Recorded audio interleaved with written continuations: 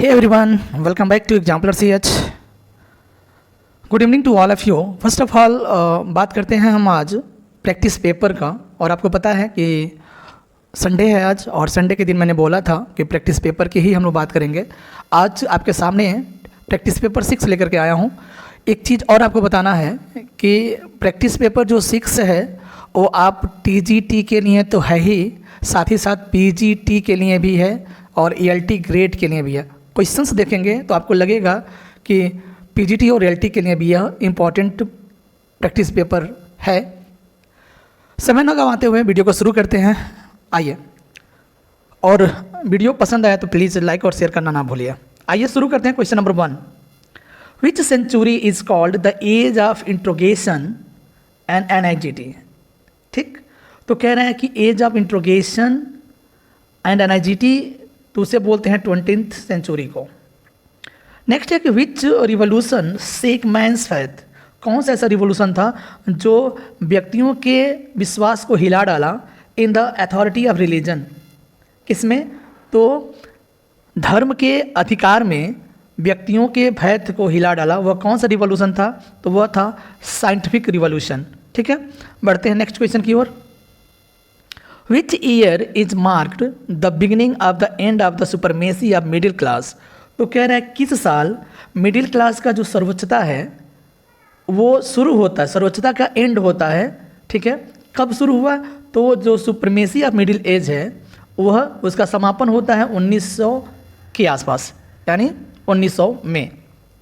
In how many phases the modern age divided. तो ध्यान रखिएगा, मॉडर्न एज की बात करते हैं फ्रेंड्स, तो थर्ड फेज़ में डिवाइड किया गया है. 3 फेज़ में है. तीनों फेज़ को मैंने आपको बता दे रहा हूँ मैं. एक है 1900 से लेकर के 1918 तक. ठीक है, और सेकेंड फेज़ शुरू होता है 1919 से लेकर के 1945 तक, और 1946 से लेकर के अब तक थर्ड फेज़ आता है. तो ये मॉडर्न एज की हम बात कर रहे हैं, ये भी ध्यान रखिएगा. TGT में मॉडर्न एज में जॉन गाल्सवर्दी को हम लोग देखते हैं, ये भी ध्यान रखिएगा. आइए बढ़ते हैं क्वेश्चन नंबर नेक्स्ट की ओर. What was the period of first phase. तो फर्स्ट फेज का जो पीरियड है वो 1901 टू 1918, यानी 1901 से लेकर के 1918 के बीच है. Which phase is non for unrest and NGT. तो कह रहा है कि अनरेस्ट यानी बेचैनी, NGT मतलब चिंता यानी चिंतित. और किस फेज में जाना जाता है, किस फेज को? तो फर्स्ट फेज को, अर्थात 1901 टू 1918 को हम अनरेस्ट एंड NGT फेज के नाम से जानते हैं. In which phase the writers gave up idealism. तो कह रहे हैं किस फेज में जो राइटर्स थे वो आदर्शवाद को त्याग दिए. तो फर्स्ट फेज ही है. Which period was known as second phase of modern literature.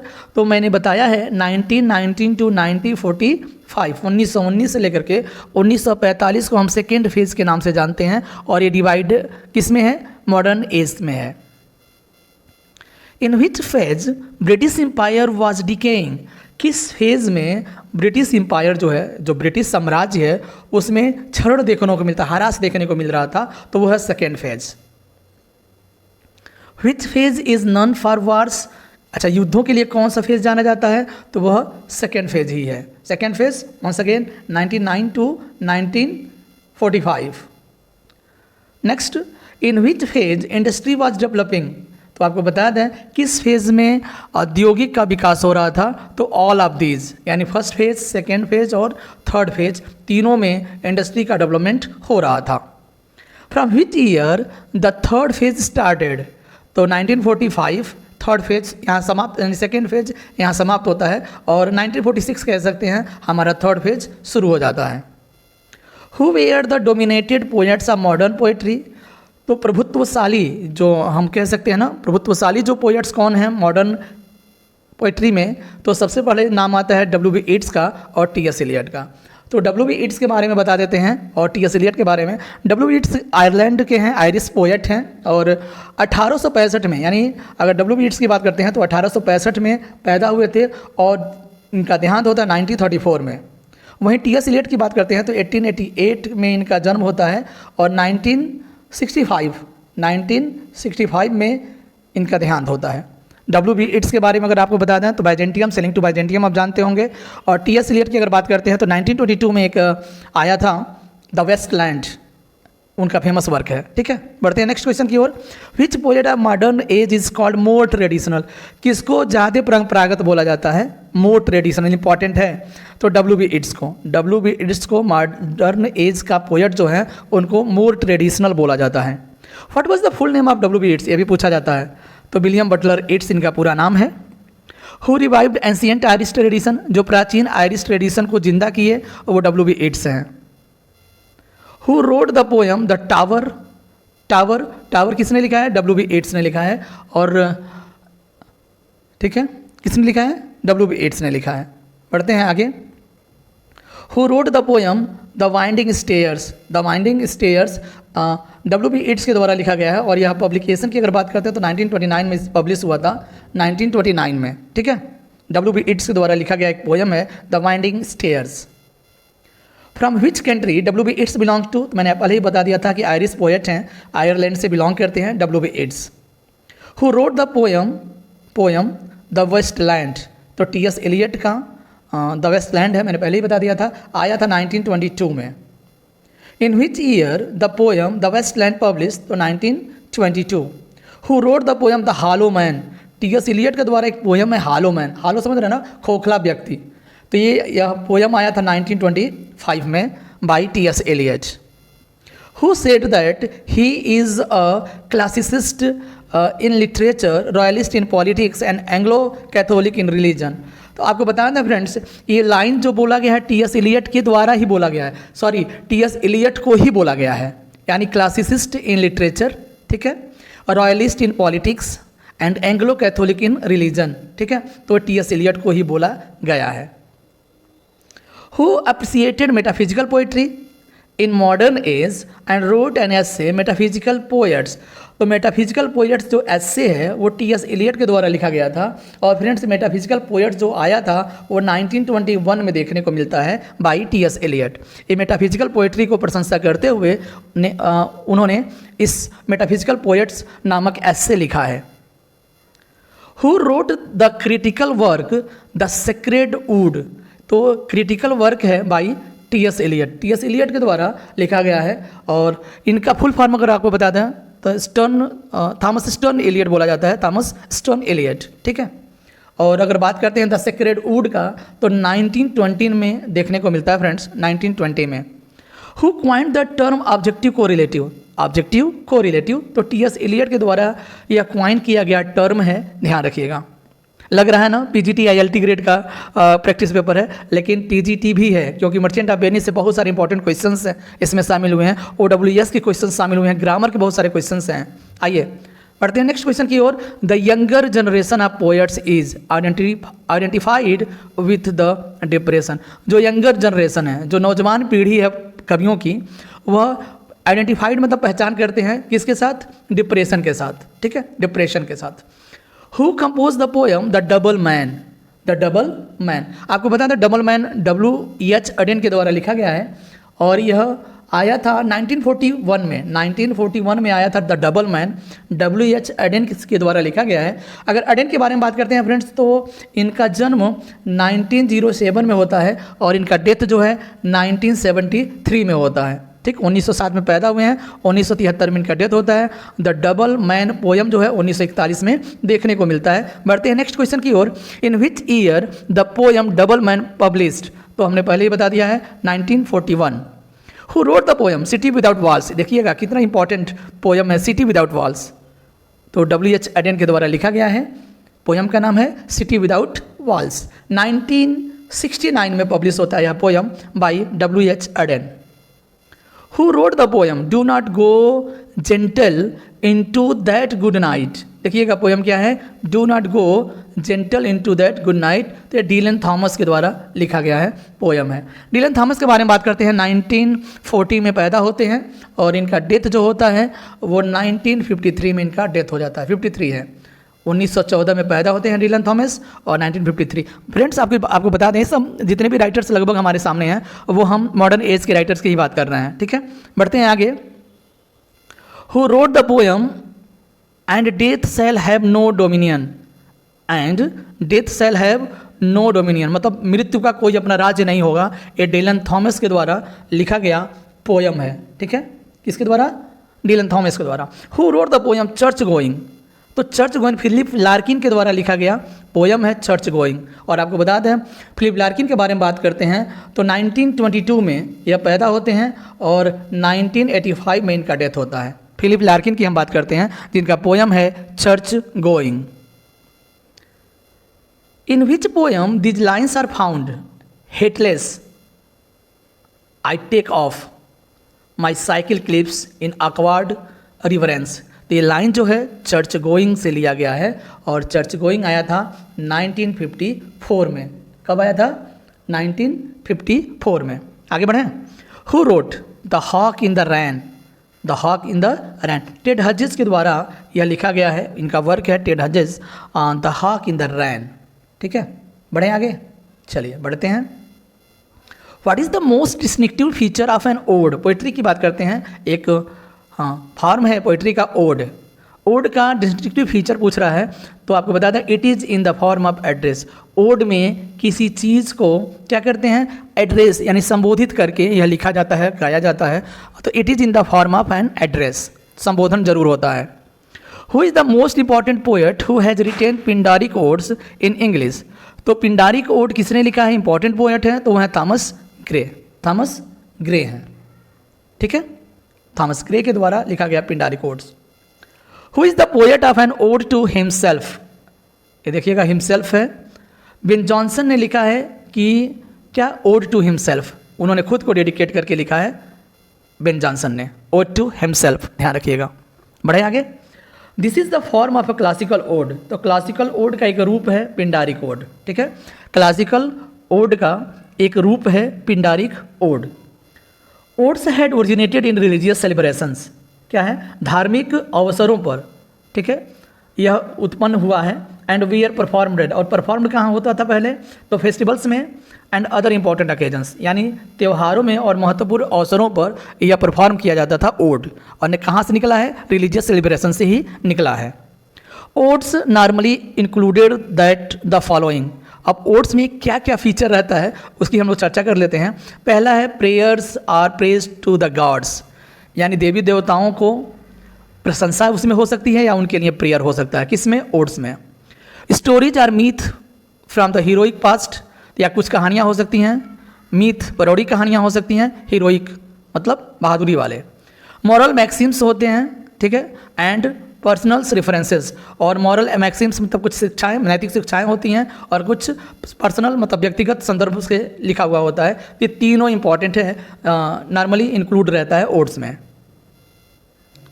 और long narrative in verse is called. तो लॉन्ग नैरेटिव अगर पोयम है ना तो दैट इज कॉल्ड एपिक। क्या बोलेंगे? एपिक बोलेंगे। 43 की बात करते हैं। Ramayana and the Mahabharata are the example of epic. तो रामायण और महाभारत की अगर बात करते हैं ना तो ये महाकाव्य बोले जाते हैं, एपिक बोले जाते हैं। Laments are parts of the epic. और सुपरनेचुरल जो लेमेंट्स होता है, जो अलौकिक विलाप होते हैं, वह एपिक के क्या है? एक हिस्सा हैं। Alliteration and other verbal devices are frequently use to make the lyric. तो कह रहे हैं कि एक लिरिक बनाने के लिए अलिट्रेशंस और अन्य वर्बल डिवाइसेस का यूज़ किया जाता है, वह म्यूजिकल होता है। क्या होता है? म्यूजिकल होता है। The cavalier poet are great lovers of nature. Cavalier समझ रहे हैं ना? चार्ल्स प्रथम समझ रहे हैं 1925 टू 1949 के बीच में, यानी 19 नहीं है भाई, 1625 से लेकर के 1649 के बीच जितने भी राइटर्स आते हैं वो कवलियर कहलाते हैं। जॉन मिल्टन भी हैं। ठीक है, 19 नहीं है, 16 है। वो लवर्स ऑफ नेचर होते थे। Among the romantic lyric the work of. तो कह रहे हैं कि रोमांटिक लिरिक के बीच द वर्क ऑफ सेली रिमेन अनएक्सेल्ड। तो कह रहे हैं कि सेली का जो वर्क है ना वो अनएक्सेल्ड होता है। Are great writer of dramatic monologue. Dramatic monologue की बात करते हैं तो दो राइटर हमारे समक्ष दिखाई देते हैं, एक तो टेनिसन और ये दूसरे हैं ब्राउनिंग। ठीक है, ब्राउनिंग और टेनिसन जो है ड्रामेटिक मोनोलॉग के सबसे बड़े पोएट कहलाते हैं, राइटर कहलाते हैं। लिरिक प्रोस्पाइस की अगर बात करते हैं तो ब्राउनिंग के द्वारा लिखा गया पोयम है। ठीक है, लिरिक है प्रोस्पाइस। ये 49 तो हो गया। अब बात करते हैं कॉमेडी मर्चेंट ऑफ वेनिस का, जो 1598 में आया था, यानी 1598 में देखने को मिलता है। शेक्सपियन कॉमेडी है merchant of Venice. Psylocke, Bassanio, Antonio, Portia इत्यादि की कहानी। बढ़ते हैं question number next. What words does Psylocke utter after accepting the court sentence. कह रहा है कि जब दरबार में फैसला सुना दिया जाता है तो साइलॉक अपने क्या कहता है, अपने उस दरबार के जो फैसला होता है उसको एक्सेप्ट करते हुए तो कहता है I am not well, I am not well, मतलब मैं अच्छा नहीं हूँ, ऐसा बोलते हुए उस सेंटेंस मैंने सज़ा को सुन लेता है। What does Bassanio offer the young law clerk who saves Antonio. जो एंटोनियो को बचाता है बेसिनियो क्या ऑफर करता है उस यंग लॉ क्लर्क को, तो कह रहा है 3000 डुकैट्स देता है, डुकैट्स में रुपये समझिएगा, 3000 रुपये देता है originally due to Shylock, Shylock की कारण, ठीक है, साइलॉक की वजह से उसे उस यंग क्लर्क को 3000 डुकैट्स मिलते हैं। What does Lorenzo order when he learns that Portia is on way to Belmont. तो लोरेंजो क्या ऑर्डर देता है जब वो जान लेता है कि पोर्सिया बेलमोंट के रास्ते में है, तो वह म्यूजिक चलाने के लिए बोलता है, कि म्यूजिक के लिए ऑर्डर देता है। What does Portia vow to do when she learns that Bassanio no longer has the ring she gave him. अच्छा, कह रहा है कि जो बेसिनियो को पोर्सिया ने अपनी अंगूठी दिया था उसे लंबे समय तक उसके पास नहीं है, जब वो जान जाती है तो वो क्या कसम खाती है, क्या करने को कसम खाती है, तो आपको बता दें मेक हर हस्बैंड अ कुकोल्ड, यानी उसे अपने हस्बैंड को कुकोल्ड बनाना चाहती है, ऐसा वह कसम खाती है। What news does Antonio receive at place and. Antonio को कौन सा सूचना, कौन सा समाचार मिलता है प्ले के अंत में, तो वो है some of the ships he suppose they are lost have arrived in boat. यानी कुछ ऐसे जहाज़ होते हैं जिसको मान लिया गया था कि वो खो चुके हैं, लेकिन वो अचानक से पोर्ट पर, बंदरगाह पर पहुंच जाते हैं, यह सूचना उसे प्ले के अंत में मिलती है। What was William Shakespeare's father profession. तो ग्लो मेकर थे, ठीक है, चमड़ा, ग्लो मेकर, चमड़ा उद्योग से कुछ काम कर रहे होते हैं, ठीक है। What title did king James bestow upon the Shakespeare acting company. तो शेक्सपियर के एक्टिंग कंपनी को जेम्स प्रथम क्या नाम देते हैं, किंग जेम्स, तो वह किंग्स मैन नाम देते हैं, Kings man. This play contains some of Shakespeare's most characters but is unclear if Shakespeare shared this view। तो कह रहा है कि बहुत सारा ये Shakespeare's most anti semantic characters हैं। ध्यान रखिएगा, एंटी सीमेंटिंग का मतलब यह होता है कि ऐसे कैरेक्टर्स जो यहूदी मतलब समझ रहे हैं ना, जो ज्यूस हैं उनसे भेदभाव के संबंधित कैरेक्टर्स हैं, यानी ज्यूस से नफरत करने वाले लोग हैं, ऐसे बोला जा सकता है। This play contains Shakespeare's first great hero, तो फीमेल, और यह बता रहा है कि यह नाटक जो है मर्चेंट ऑफ वेनिस, इसमें जो हीरो है वो पोर्सिया है और पोर्सिया एक फीमेल है, इसलिए ऐसा बोला गया है। Why does Bassanio need a loan. अच्छा, ये कह रहा है कि बेसिनियो को उधार लेने की आवश्यकता क्यों पड़ी, लोन लेने की आवश्यकता क्यों पड़ी। तो टू कोट एन ईयरएस का मतलब होता है उत्तराधिकारी होने के वास्ते, यानी उत्तराधिकारी को पाने के वास्ते उसने लोन लेना शुरू किया था, ठीक है। How much money does Shylock offer to lend Bassanio. Shylock कितना बेसिनियो को उधार देने की बात बोला था, तो 3000 ducats, 3000 ducats. Who does Shylock daughter Jessica plan to elope with. अच्छा, जो साइलॉक की बेटी जेसिका थी, ठीक है, वो किसके साथ भागना चाहती थी, तो वो लोरेंजो के साथ, ठीक है, लोरेंजो के साथ भागना चाह रही थी। इलोप मतलब साथ भाग जाना। In order to marry Portia, यानी पोर्सिया की शादी के क्रम में suitors must choose the one of 3 caskets, 3 caskets दिया गया था, उसमें से एक सेलेक्ट करना था, और जो अच्छा उसके पसंदीदा, यानी जो कॉस्केट्स ओरिजिनल कॉस्केट्स जो चूज कर लेगा उसी से पोर्सिया शादी करेगी। तो what is the correct casket made of. तो जो करेक्ट कॉस्केट्स था किसका बना था, तो लेड का बना था, शीशे का बना था, लेड का, ठीक है, लेड का ओरिजिनल वाला। What does Portia give Bassanio as a token of her love. Portia ने क्या दिया था बेसिनियो को, प्यार के एक टिकट टोकन दिया था, अंगूठी दिया था अपने ओर से, और वो अंगूठी गायब हो चुका था, इसीलिए कह रही है कि उसे कोल्ड बना के रखेगी। What does Psylocke demand the Antonio plays a bond of the loan. जो लोन पर बॉन्ड में लिखा हुआ था, तो ए पाउंड फॉर ऑफ फ्लेश, मांस मांगा गया था ना, कहा था कि अगर समय से भाई सुन लो, अगर चुकता नहीं किए लोन तो तुम्हारे शरीर से क्या 1 पाउंड मांस समझ चाहिए। मान लेता है और ये लोग भूल भी जाते हैं, तब जाकर के पोर्सिया का एंट्री होता है और वो समझाती है कि तुमने सिर्फ मांस मांगा है, अगर 1 बूंद खून गिरा तो समझ लेना कि ऐसा नहीं है। तो पोर्सिया ने होशियारी से काम लिया और ऐसा होने से बच गया। Who is the cleverest character in the play? तो पोर्सिया ही है। पोर्सिया इसमें वकील बन करके आती है और कोर्ट में अपने बातों को रखती है। What characteristic describes Antonio?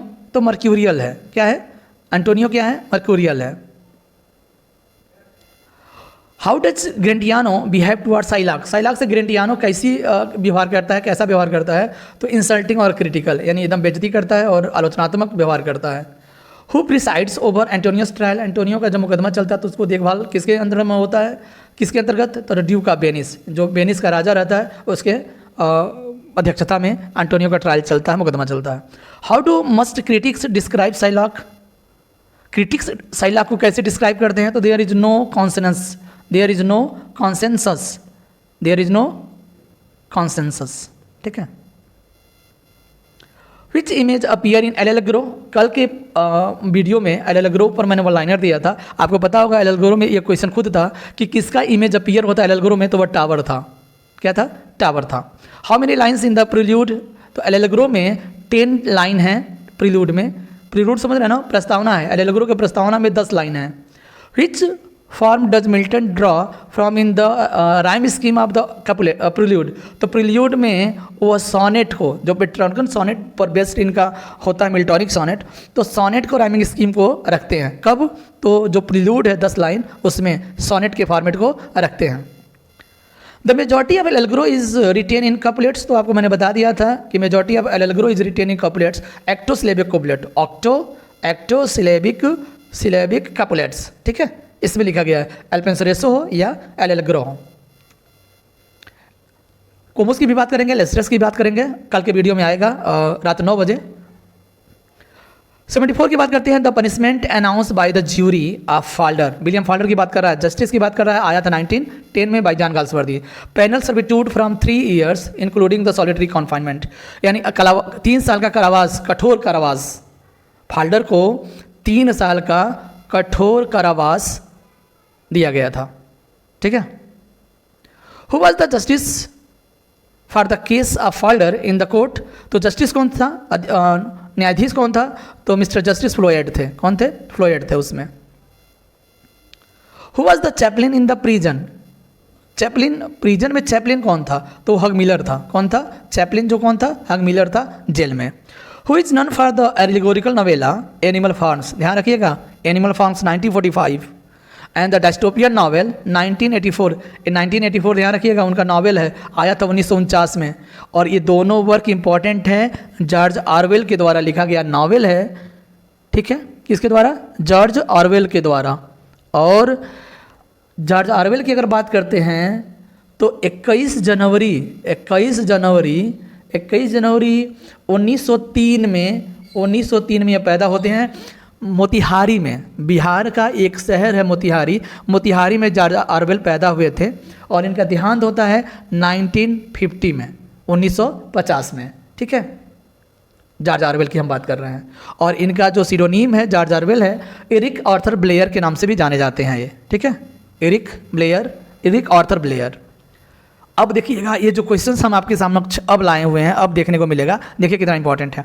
Who is famous for the maxims? जो कहावत है, all animals are equal but some animals are more equal than others. एक यह लाइन है, सभी जानवर बराबर हैं लेकिन कुछ जानवर दूसरों से भी क्या है? इक्वल है। 4 legs गुड 2 legs बैड। फिर कह रहा है कि 4 legs गुड 2 legs बेटर। ठीक, तो ये भी जॉर्ज ऑरवेल की लाइन है और ये लाइन एनिमल फार्म से लिया गया है। ठीक है, तो कह रहा है कि ये भी दोनों लाइन ध्यान रखिएगा, ऑल एनिमल्स आर इक्वल और 4 legs good 2 legs bad. 4 legs good 2 legs better, George Orwell. ठीक। Who was the first to achieve critical notoriety for his use of blank verse, which became the standard for Elizabethan era? The critics later referred as mighty line. देखिए questions पूरा पढ़िए और mighty line से ही आप पता चल जाएगा। Mighty line किसके नहीं आया था? क्रिस्टोफर मार्लो के द्वारा। ठीक है, किसके द्वारा? Christopher Marlowe. ये भी 1564 में पैदा हुए थे और 1593 में इनका डेथ हो जाता है। ठीक है, और एक यूनिवर्सिटी वीड्स में से एक थे क्रिस्टोफर मार्लो। पूरा ट्रेजरी लिखे हैं, सिर्फ ट्रेजरी ही लिखे हैं। माइटी लाइन से इनको पहचाना जा सकता है। क्वेश्चंस बड़े बड़े हैं लेकिन पहचाना जा सकता है। देखिए, who is non for the following tragedy? Dido queen Carthage 1585 से 87 के बीच कंपोज किया गया था, लिखा गया था। टम्बरलेन पार्ट 1 1587, पार्ट 2 1587-88। द ज्यू ऑफ माल्टा 1589, 1590। डॉक्टर फास्टस मान लीजिए सपोज दैट ज्यू ऑफ माल्टा आपको नहीं पता है, डॉक्टर फास्टस नहीं पता है, टम्बरलेन तो आया था। टेम्बरलैंड से क्वेश्चंस आपको बता दें, TRE2 BPSC में भी पूछा गया था टेम्बरलैंड। तो टेम्बरलैंड, ज्यू of Malta, doctor Faustus, Edward the second, Edward third Shakespeare का है, एडवर्ड सेकंड क्रिस्टोफर मार्लो का है। तो इतने क्वेश्चंस अगर पूछ लेता, इतना बड़ा क्वेश्चन पूछ लेता, तभी हमें पता चल जाएगा कि जितने भी वर्क हमारे समक्ष हैं वो क्रिस्टोफर मार्लो के द्वारा लिखा गया है। हुज द वाइट डेविल, ध्यान रखिएगा, whose the white devil 1609, 1612 and the Duchess of Malfi. Duchess of Malfi John Webster का है। तो कोई ना कोई वर्क आपको पता चल जाएगा। 1612-13 पब्लिश, 1623 में पब्लिश हुआ था डचेस ऑफ माल्फी, और generally regarded as the paramount मतलब उच्च कोटि का 17th century English tragedy apart from those of the Shakespeare से थोड़ा सा अलग करके ट्रेजेडी लिखा करते थे, और सबसे उच्च कोटि के 17वीं शताब्दी के लेखक हैं, वो है John Webster. Duchess of Malfi ऐसे ही एक वर्क अगर जान गए तो उत्तर आ जाएगा अपने आप। Which play is a retelling of the intrigues involving Vittoria Acromoboni, an Italian woman। देखिएगा, एक इटालियन वोमेन है विक्टोरिया एक्रोमोवानी, इटालियन वोमेन है, assassinated at the age of 28। इनको गोली मार दिया गया था मात्र 28 साल की उम्र में। And was failure when stated as the Red Bull Theatre in 1612 being too unusual in intellectual its audience। तो द वाइट डेविल है, ठीक है, द वाइट डेविल रिटेलिंग है, वाइट डेविल का रिटेलिंग है, ध्यान रखिएगा। ऑल फॉर लव, ड्राइडेन साहब का एक प्ले है, All for Love. The World Well Lost, देखिएगा दोनों एक ही है, अथवा करके बोला है। ऑल फॉर लव या the World Well Lost is a 1677 heroic drama है, which now is best known the most performed play, यानी सबसे ज़्यादा परफॉर्म किया गया प्ले है जॉन ड्राइडेन का, ठीक है, जॉन ड्राइडेन का बेहतरीन प्ले है All for love. Which work is acknowledged imitation, acknowledge का मतलब होता है स्वीकारा गया, एक नकल है शेक्सपियर का एंटोनियो और Cleopatra, and focuses on the last hour of the lifes of the hero and heroine. तो एंटोनियो और क्लियोपात्रा की ही कहानी है ऑल फॉर लव, ठीक है, और एंटोनियो और क्लियोपात्रा पर बेस्ड है ऑल फॉर लव, किसके द्वारा, बाय ड्राइडेन, ठीक है, ड्राइडेन। कैटो की बात करते हैं, जोसेफ एडिसन के द्वारा लिखा गया एक ट्रेजेडी है। जोसेफ एडिसन कब आया था, 1712 में परफॉर्म किया गया था, यानी लिखा गया था 1712 में, और 14 अप्रैल 1713 में परफॉर्म किया गया था जोसेफ एडिसन के द्वारा। कैटो ट्रेजेडी है। Which of the following play has a prologue written by Alexander Pope. देखिए ये इंपॉर्टेंट है, अलेक्जेंडर पोप के द्वारा प्रोलॉग लिखा गया है और एपिलॉग लिखा गया था सैमुअल गॉर्थ के द्वारा, और वो प्ले कौन सा है, ऑल फॉर लव। किसके द्वारा आया है, तो ड्राइडेन के द्वारा, यानी एक प्ले 3 लोग लिखे हैं, prologue Alexander Pope, epilogue Samuel Garth, और ऑल फॉर लव नाटक है, और लिखा गया किसके द्वारा, जॉन ड्राइडेन के द्वारा। The Way of the World is play written by the English playwright, तो विलियम कांग्रीव के द्वारा लिखा गया the Way of the World, ठीक है। Which play has the following characters, Mirabell, Millamant, Lady Wishfort, Sir Wilfull इत्यादि। The Way of the World के characters हैं, ध्यान रखिएगा। Who is best for his novel the Vicar of Wakefield, पहला है। His pastoral poem the deserted village 1770 में। His play the good नेचर्ड man 1768 में। And C stoops to कानकर, कुछ नहीं जानते हैं आप, लेकिन देखिए सी स्टूप्स टू कानकर आप पढ़े होंगे, 1771 में आया था, फर्स्ट परफॉर्म इन 1773 ओलिवर गोल्ड स्मिथ। तो सी स्टूप्स टू कानकर तो पढ़ा गया है ना, तो गोल्ड स्मिथ को हम मार देंगे, बाकी नहीं याद रहेगा, तब भी कोई ना कोई एक वर्क आप में शामिल होना चाहिए। आगे बढ़ते हैं। Who is thought to have written the classical children's tale the History of Little Goody Two Shoes, क्या कह रहे हैं, क्लासिकल चिल्ड्रेंस बच्चों की एक कहानी है, the History of Little Goody Two Shoes, आया था 1765 में, किसके द्वारा, तो ओलिवर गोल्ड स्मिथ के द्वारा। द स्कूल फॉर स्कैंडल, ये भी इंपॉर्टेंट है, the School for Scandal is comedy manners written by Richard Brinsley Sheridan, Sheridan के द्वारा लिखा गया है, the School for Scandal, and was first perform in London at Drury Lane theatre में, और 8 मई 1777 में यह ड्रूरी लेन थिएटर में परफॉर्म किया गया था प्ले, जिसका नाम है the School for Scandal by R B. Sheridan. Which play has the following popular characters. आप देखिए कैरेक्टर्स कौन कौन हैं। सर पीटर टीजल हैं, लेडी टीजल हैं, सर ओलिवर सरफेस हैं, जोसेफ सरफेस हैं, चार्ल्स सरफेस हैं, मारिया है, लेडी स्नीवेल है, सर बेंजामिन बकबाइट हैं। तो ये जो कैरेक्टर्स हैं टोटल स्कूल फॉर स्कैंडल से लिया गया है। नेक्स्ट बढ़ते हैं। विच of the following Victorian English poet playwright was more famous for dramatic monologue and wrote the popular verse dramas Strafford 1837, Pippa Passes 1841। तो रॉबर्ट ब्राउनिंग है। ड्रामेटिक मोनोलॉग में हम आपको बता दें 2 राइटर्स हैं, एक तो टेनिसन को बताए हैं, दूसरा रॉबर्ट ब्राउनिंग। हाँ आगे बढ़ते हैं। Who is best known for the following dramatic monologue. तो ड्रामेटिक मोनोलॉग की बात करते हैं तो Porphyria's lover, my last duchess, the pied piper of Hamelin, Rabbi Ben Ezra. देखिए रबी बेन एजरा पढ़े हुआ है। एल्विन होप एंड फ्रा लिपा लिपी, द लास्ट लीडर प्रस्पाइस। ये सारे लगभग वर्क इसमें से पढ़ा गया है। तो श्योर है रॉबर्ट ब्राउनिंग की बात की ओर जाएंगे, और ड्रामेटिक मोनोलॉग की बात ही कर रहा है तो हम टेनिसन, नहीं तो Robert Browning. Who among the following was an English writer who made lasting contribution to English literature. यानी ऐसे राइटर हैं जो मतलब कभी खत्म न होने वाला कंट्रीब्यूशन दिए हैं। प्ले राइट है, एसेइस्ट है, मोरलिस्ट है, critic, biographer, editor and lexicographer. पता है लेक्सिकोग्राफर जो डिक्शनरी को कंपाइल करता है? सैमुअल जॉनसन है। बाप रे, क्या क्या हैं सुन लीजिए। पोएट हैं, प्ले राइट है, एसेइस्ट है, मोरलिस्ट है, क्रिटिक हैं, बायोग्राफर हैं, एडिटर हैं, लेक्सिकोग्राफर हैं। सारा पद यही ले लिए हैं सैमुअल जॉनसन, डॉक्टर जॉनसन। आगे बढ़ते हैं। Publish on 15 April 1755, A dictionary of the English language is the most influential dictionary in the history of the English language written by। तो 1755 में dictionary of the English language publish हुआ था by Samuel Johnson. Lives of the most eminent English poets 1779 to 81, alternatively none by the shorter title Lives of the Poets is work by। तो आपको बता दें जो Samuel Johnson के द्वारा यह लिखा गया है, 52 राइटर्स पोएट्स को इसमें संदर्भित किया गया है, लिखा गया है, मेंशन किया गया है। Comprising short biographies and critical appraisal 52 right poets. तो कह रहा है कि 52 पोएट्स का शॉर्ट बायोग्राफी इन्होंने दिखाया है, वो सैमुअल जॉनसन है। Which English writer and Puritan preacher मैंने समझ रहा हूँ उपदेशक होता है, is best remember as the author of the Christian allegory the Pilgrim's Progress. 1678 में आया था शायद, 1678 में आया था ना, या 1678 जॉन बनियान के द्वारा।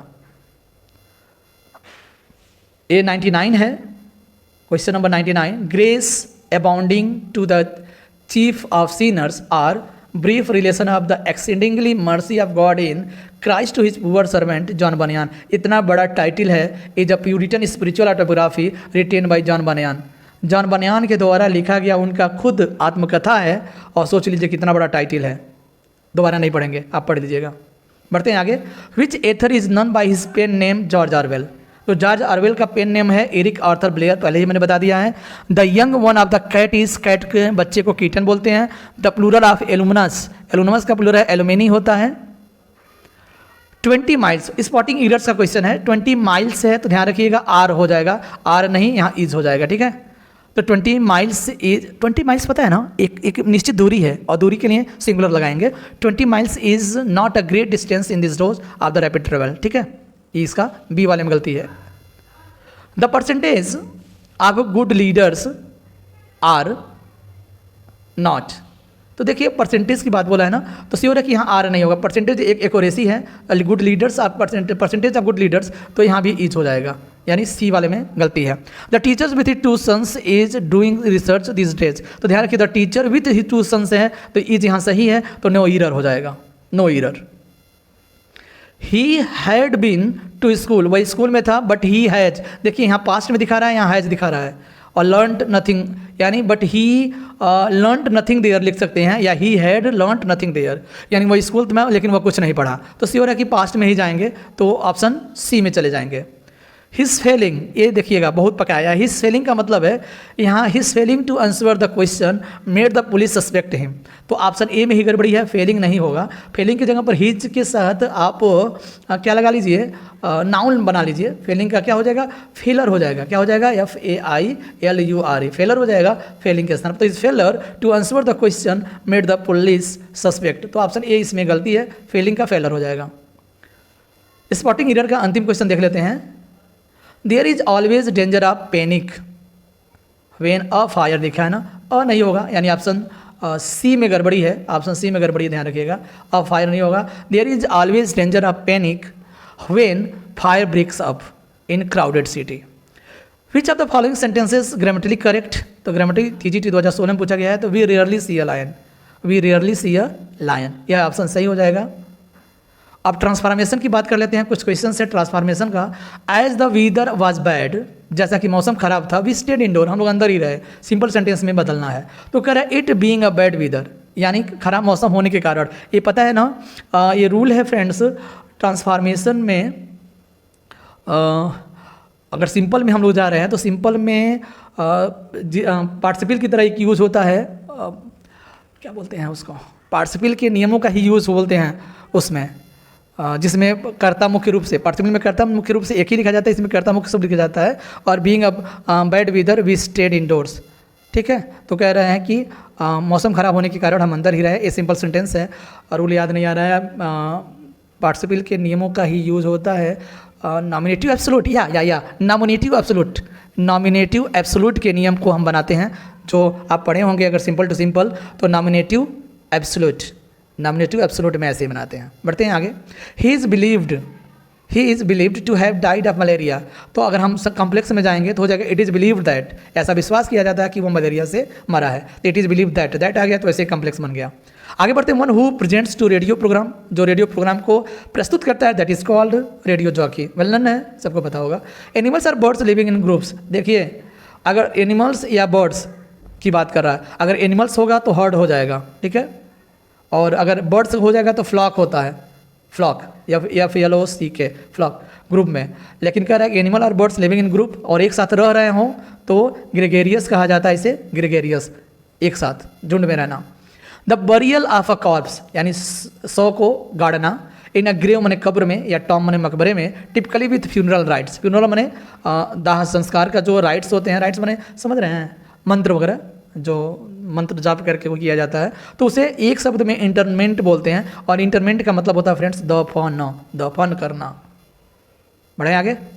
An art of growing and training of a plant, ये देखिए इंपॉर्टेंट है, मैंने पहली बार भी देखा है। An art of growing and training of a plant, एक पौधे को बढ़ाने की कला और प्रशिक्षित करने की कला, ध्यान रखिएगा, पौधे को प्रशिक्षित करने की कला और उसे बढ़ाने की कला। मिनिएचर फॉर्म, मिनिएचर माने सूक्ष्म रूप से, hiving a natural look of the old age, और ऐसे सूक्ष्म रूप में दिखाना जैसे मानो लगे कि बहुत ही पुराना ओल्ड एज का यह पेड़ है या पौधा है, तो उसको बोनसाई बोला जाता है। बोनसाई इंपॉर्टेंट हो सकता है, इंपॉर्टेंट है, बोनसाई उसे बोलते हैं कि छोटे से पौधे को प्रशिक्षित करना, बना करके कलाकारी करना, उसे बढ़ाना, और मानो ऐसे लगे कि नेचुरल लुक आ जाए उसका ओल्ड एज का, ठीक है, तो बोनसाई बोलते हैं वन वर्ड सब्स्टिट्यूशन में। Who of the following is not the writer of either Hamlet or Don Quixote or novel by, तो देखिए क्या कह रहा है इसमें, हैमलेट और डॉन किस्कोट लिखा गया है। तो आपको बता दें इसमें शुद्ध जो ऑप्शन होगा बेन जॉनसन होगा। बेन जॉनसन ना तो हैमलेट लिखे हैं और ना ही डॉन क्विस्कोट लिखे हैं। तो आपको बता दें हैमलेट शेक्सपियर के द्वारा लिखा गया है और डॉन क्विस्कोट जो है मीगुल डी कार्वेंटिस के द्वारा लिखा गया है, एक नॉवेल है डॉन क्विस्कोट। बेन जॉनसन ना तो डॉन क्विजोट लिखे हैं ना ही हैमलेट लिखे हैं, तो नॉट लिखा है ना, कौन नहीं है राइटर, तो बेन जॉनसन को बोल देंगे। बढ़ते हैं आगे। Who is better known by his pen name Lewis Carroll. Lewis Carroll को चार्ल्स लटवीज डॉजसन बोला जाता है। Listen once again, Charles Lutwidge Dodgson. Who is known as pen name Victoria Lucas, तो विक्टोरिया लुकास को हम Sylvia Plath के नाम से जानते हैं, ठीक है, Victoria Lucas, Sylvia Plath, Victoria Lucas, Sylvia Plath. बढ़ते हैं क्वेश्चन नंबर 123 की ओर। Who publish under the pen name Ellis Bell, Ellis Bell, तो एमिली ब्रंट को बोला जाता है उनका पेन नेम, ठीक है, एलिस बेल को एमिली ब्रंट बोलते हैं। Which British author and philanthropist, philanthropist मतलब जो क्या सबका हित समझने वाला, is known by her pen name JK Rowling. JK Rowling समझ रहे हैं, हैरी और पॉटर जेके रावलिंग का ही है ना, हाँ, हैरी और पॉटर जो आता है जेके रावलिंग का, तो उनका नाम क्या है, जेके रावलिंग है, और जॉन रावलिंग भी बोला जा सकता है, ठीक है, ब्रिटिश एथर हैं। और आज का अंतिम question, which British author wrote Cormoran Strike and going crime fiction series. देखिए कॉर्मोरान स्ट्राइक जो है ना एक क्राइम फिक्शन सीरीज है, under her pen name Robert Galbraith, Robert Galbraith, ये जॉन रावलिंग ही हैं। तो जेके रावलिंग हुआ या जॉन रावलिंग हुआ या रॉबर्ट गैलब्रेथ है, सब एक ही नाम के लोग हैं, और ये उन्होंने कॉर्मोरान स्ट्राइक लिखा है जो क्राइम फिक्शन सीरीज है। ये रहा है आज का questions. Thanks for watching the video, like share करना मत भूलिएगा। मिलते हैं नेक्स्ट वीडियो में, नेक्स्ट संडे को कुछ important TGT English practice paper के साथ। Bye bye, take care.